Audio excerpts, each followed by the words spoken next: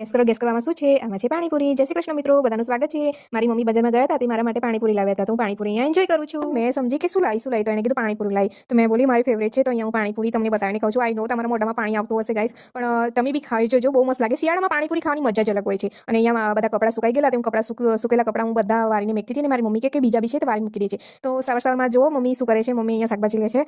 શાકભાજીના ભાવ તો બહુ વધી ગયા છે. લીલોતરી શાકભાજીના ભાવ તો બહુ જ વધી ગયા છે. તમારે ત્યાં શું ભાવ છે મને કોમેન્ટમાં જરૂરથી કહેજો. તો અહીંયા મારું ફેવરેટ કામ કરવા માટે આવી ચૂકી છું, કપડાં ધોવા માટે. કપડાં ધોતા મને વિચાર આવ્યો કે તમે લોકો ક્યાંથી મારો વિડીયો જોવો છો, કઈ સિટીમાંથી મારો વિડીયો જોવો છો, તો મને કોમેન્ટમાં જરૂરથી કહેજો કે તમે કઈ સિટીમાંથી, કયા ગામમાંથી મારો વિડીયો જોવો છો. તો અહીંયા દેખો મેં મશીન બી ચાલુ કરી દીધું છે. હવે કેટલી મિનિટની વાર છે, તો અહીંયા જો 38 મિનિટમાં મારા કપડાં ધોવાઈ જશે. ઘરના બીજા કામ એટલામાં કરી લઉં. અહીંયા તો ભાઈ દૂધવાળા ભાઈ આવી ચૂક્યા છે. દૂધવાળા ભાઈ બોલે છે કે તું શું કરે છે? મેં કીધું વ્લોગ બનાવું છું. તો એમને કીધું સારું ઠીક છે, તો અહીંયા એમનું વ્લોગ બનાવું છું. અહીંયા દૂધ, તમારા ત્યાં દૂધનો ભાવ શું છે? મેં તો 1 લીટરના 60 રૂપિયા છે. તો તમે મને કોમેન્ટમાં જરૂરથી કહેજો. તો અહીંયા દૂધ અમારું લેવાઈ ચૂક્યું છે. હવે હું આ દૂધને છે ને ગરમ કરી લઉં છું. જે સવારનું તો ભોજનનું તો વાર લાગશે અમારે, કેમ કે પપ્પા નથી ને, તો અમારે ખાવા મોડું થાય છે. તો અહીંયા જો મારી મમ્મી અહીંયા 10મી બનાવે છે, એટલામાં મારે ઘરના બીજા કામ કરવાનું હોય છે, કચરા પોતું બીજું બધું હું સંભાળી લઉં છું, અને મમ્મી જમવાનું બનાવે છે. તો અહીંયા મારા કપડાં ધોવાઈ ચૂક્યા છે, અને હું અહીંયા કપડાં સુકાવા આવી ચૂકી છું ચોકમાં. તો અહીંયા ચોકમાં મેં કપડાં સૂકવી દીધા છે. તમને મારું બ્લોગ કેવું લાગ્યું મને કોમેન્ટ સેક્શનમાં જરૂર કહેજો.